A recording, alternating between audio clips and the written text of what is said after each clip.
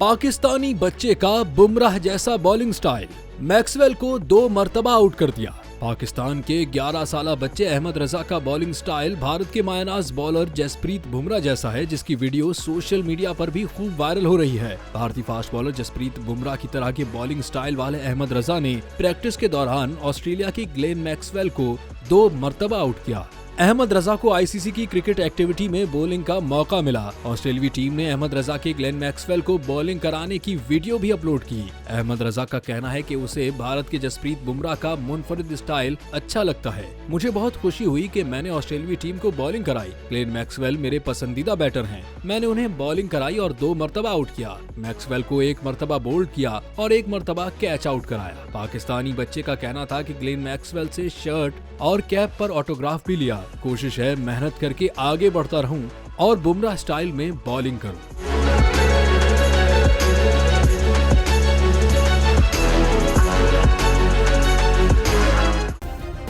Subscribe करें और bell दबाएं ताकि कोई खबर रह न जाए।